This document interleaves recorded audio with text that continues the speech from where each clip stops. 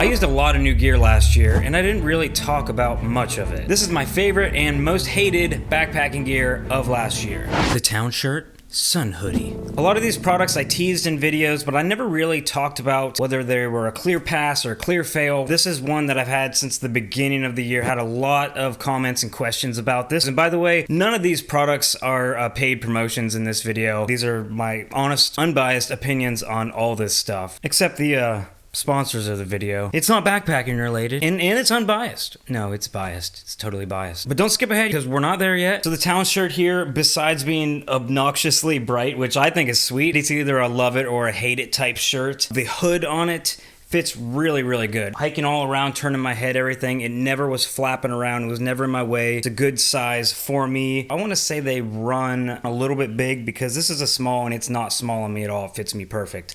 Normally I'm a medium. I'm about 5'8", 140 pounds. The loops in the sleeves fit my hands really, really nice. The material itself, super lightweight. I wore this thing for 6 days straight, I think, in Colorado, morning to night.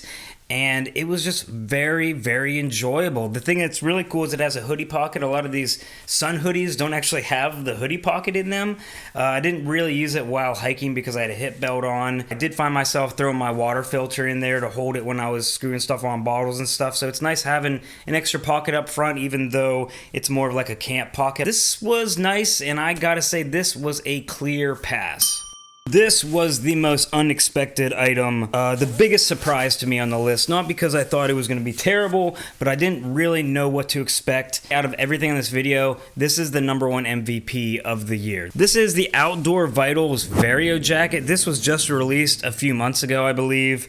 This thing is cool. This is actually really similar to the Outdoor Vitals Ventus hoodie. It was a little bit thinner. It was a half zip. They got so many comments on people wanting a full zip version. The hood fits good. There's no pull strings, I don't believe. No need for them though. It fits on your head nicely. The full zip is nice. YKK zipper, maybe? Yeah, YKK zipper. So that's good. I always look for that on products. I don't like cheap zippers. The material is awesome. DWR coating on this. I mean, by no means is it waterproof, but in a light mist or a light rain, this beads off water better than any other jacket I have. I'm used to having a puffy jacket that I'm just terrified to get wet. Of course, I come outside and it stops raining, but you can kind of see how this jacket is just beating the water. Another thing I really like is the ventilated armpits on this. The Ventus hoodie has vents like this, but they come down a lot. So this is actually even thinner fabric that's perforated. So it's got these holes in here. This is really good on a mid layer, so most of the time I don't even hike in a mid layer because I just know I'm gonna start sweating. The Ventus being an active mid layer allows for more breathability, so you're not gonna sweat as much. I wasn't sold on this idea, however, for the heavier jacket. I just wasn't sure if I was really gonna want that. When your arms are down and you're doing stuff around camp, you're not really going to get cold. That was a big concern of mine. I thought it was going to be too chilly. You can feel the wind when you pull your arms up a little bit, but just walking around like this at camp doing stuff, you're definitely not going to get cold. It's actually nice to have a heavier layer that's breathable. It fits really good. Probably my favorite thing about this jacket is the fit. They do run small, so this is a medium and it fits me like perfect, really. So I'm usually like a small or a medium between all my clothes. I can never get clothes that fit right without usually sending one back. But this has been my go-to jacket now literally for months, just going around town, going to work in the morning. But I just find myself grabbing this all the time, and this thing is surprisingly warm. I'd love to do some real tests to actually throw it up against my Mountain Hardwear Ghost Whisper. I'll tell you one thing, I guarantee you this is more wind resistant. Guaranteed. It's not gonna have cold spots where the down is like migrating inside the baffles, and it's not that heavy. I think this one weighs around 9 to 10 ounces. Being a synthetic jacket, what you get as far as like reliability goes, I think those 2 ounces or 3 ounces are really worth it. And I gotta take it off because I'm not joking. This thing is warm. I've had it out for a decent amount of time, below freezing temperatures with a t-shirt on underneath it,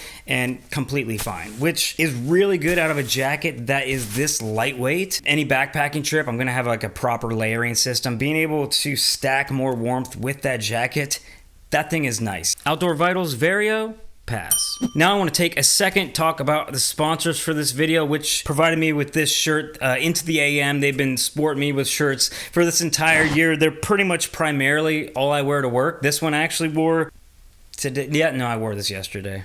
I'm not gonna lie. I don't shower enough. And no joke at all, when I wear these shirts, people literally tell me they like them. Every time I wear one of these, I get a comment on them. They're pretty much all I wear now. I like the designs. I think the fit and fabric is absolutely amazing on these. These are really cool. So they have bundle deals where you get 3 graphic tees like the one I'm wearing, $60 for 3 of them, and you can still get 3 of the basic tees. So just all your plain basic colors, 3 for $50. I'm gonna put a link in the description below.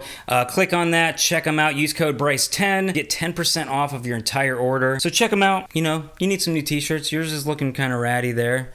Ooh. Help support me, help support this channel. A huge shout out once again to Into the AM for making videos like this possible. Number 3, the MyPillow Roll and Go Travel Pillow. Here comes the hate. I always have to throw up a disclaimer every time I talk about this. MyPillow, you guys know Mike Lindell. He's a little political. I don't really get into that stuff. A lot of people aren't a huge fan of this, and they say, Bryce, how can you support that devilish man? Well, I don't really follow politics, and all I know is the guy makes a damn good pillow. So this was something that was just kind of funny. I thought it was an interesting idea that it was just a real, actual pillow that you can fold up into its own cover there. And this has just been the biggest game changer of the year. I've never really backpacked with a pillow much. I got a couple inflatables now. I used to just use a stuffed sack with clothes in it, which all that stuff does fine. But when it comes to actually sleeping like really, really good, like almost as good as at home, the Real Fill pillow, whew, amazing. So if you hate Mike Lindell, you know, there are other options for pillows with actual fill in them. This one, I just gotta say, Satan's pillow, pass. Next up on the list is the Decathlon. Just looked at it. Light rain, let me look. That is why I save screenshots. Showerproof light rain jacket. This is actually a running rain jacket. It says Kolenji on here, and they have Kolenji jackets on the website, but I didn't see that on this jacket at all, so disregard that, as well as the COROS thing here. I'm a COROS ambassador. They actually sent this to me. It's a really cool rain jacket, double layer design here. You can see it's kind of transparent. It's pretty cheap. It's pretty lightweight. This weighs 6 ounces. Did I like this jacket? I think it looks sweet. It looks cool. I don't think it performs very well. But that's kind of the case with any ultralight rain gear. Ultralight rain gear just kind of sucks. That's just the way it is. It's just super thin, and it's just going to wet through pretty quickly. I had this in the rain a couple times. That was literally it, and it soaked through very, very quickly, which is not unlike other ultralight rain jackets, especially ones that weigh as little as 6 ounces. Decathlon is kind of a cheaper brand. You can really tell by the quality control on some of these products, not good. A lot of the stitching on this is just ugly. There's actually seam sealant, which I give it that they're actually like seam sealing these. The seam sealant in the armpit was all glued. Like I pretty much had to like rip this thing apart to be able to get full mobility out of my arm. Yeah, it's right there. Kind of crappily put together, and it runs really, really small. Like this is a medium, and I can't hardly put my arm up without feeling like I'm going to rip the armpits out of them. That being said, it does say on the website that it runs small, so I guess they're at least, you know, making you aware of that. And the price is pretty cheap. I still have to fail this one though.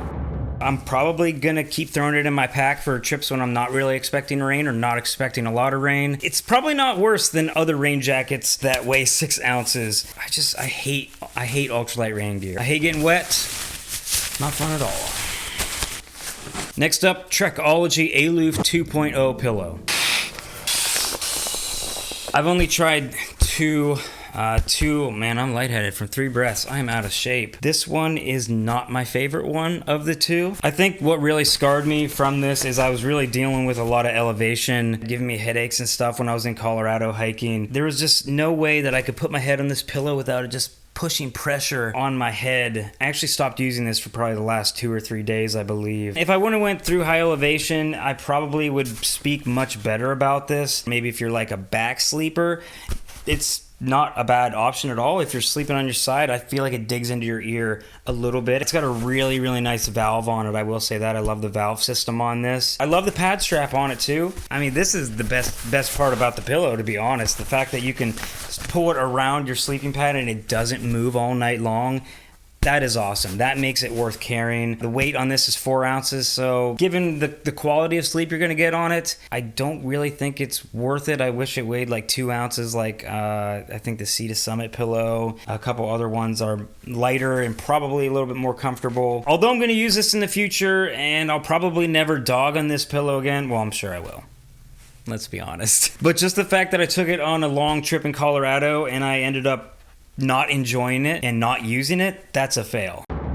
Next up on the list, Therm-a-Rest NeoAir UberLite. Now, I've talked about this one a bunch because I've had some bones to pick with it, which really sucks because I actually love this pad and it doesn't perform the way I want it to. The UberLites, they're kind of notorious for not holding air. I say that to some people and they look at me like I'm crazy.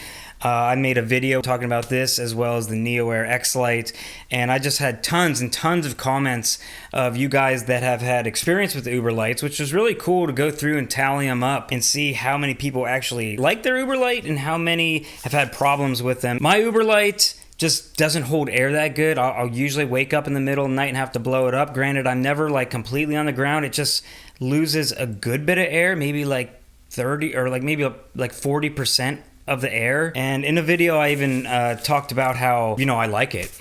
I like this pad, and people are like, $250 for a pad that leaks air, no thanks. And that makes sense, but the funny thing is, for some reason, even though I have to wake up and blow this up in the middle of the night, and a lot of times I don't, the ground's not like super cold, despite that, I enjoy using this pad. It's my favorite sleeping pad. I like the NeoAirs. I find them to be comfortable. When it comes to packing my bag, you know, actually like using the gear out in the field, this is just a piece of gear that makes me happy. I just enjoy using it. So despite it not performing quite as good as my other pads that actually hold air, which, by the way, some of these UberLites do hold air. I know that for a fact. Despite that, the thing is a wide version, super comfortable, and weighs 10 ounces. I think just that in itself, and me being kind of like a, you know, kind of an ultralight guy, I like ultralight gear, I just like this pad. It's awesome. So I'm going to fail it.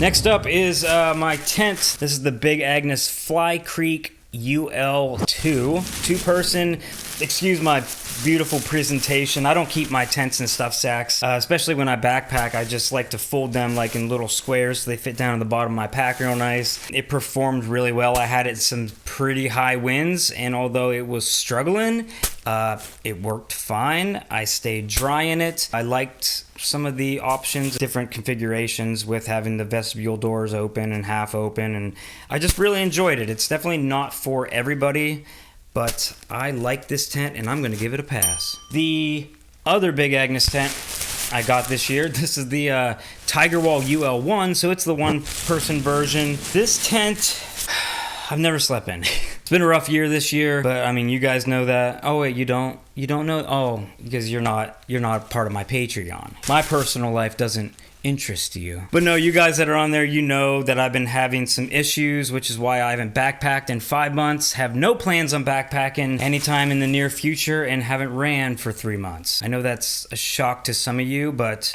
I don't even want to get into it now. I don't even want to talk about it. So despite never actually sleeping in this tent, I've actually had it set up multiple times. There was actually one trip I went on with it, and I spent some time in it, but I bailed for a reason I don't want to get into. But pass or fail?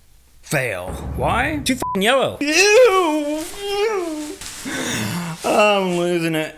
But in all seriousness, I actually have to have back surgery. So I have a bulging disc. It's been a rough couple of months for me. That's why I haven't been putting out videos. I didn't even want to bring it up on here because I don't want a bunch of sympathy and that. I know you guys are supportive and I appreciate all you guys do. Yeah, let's not even talk about this anymore. I'm tired of this. There's actually so much new gear I could talk about in this video. So if you want to check out my full gear loadout from one of my last trips, check out this video right here. Full loadout, pretty, I don't know if it's lightweight or not. It's like, whatever. Thank you guys for watching. I'll see you in the next one.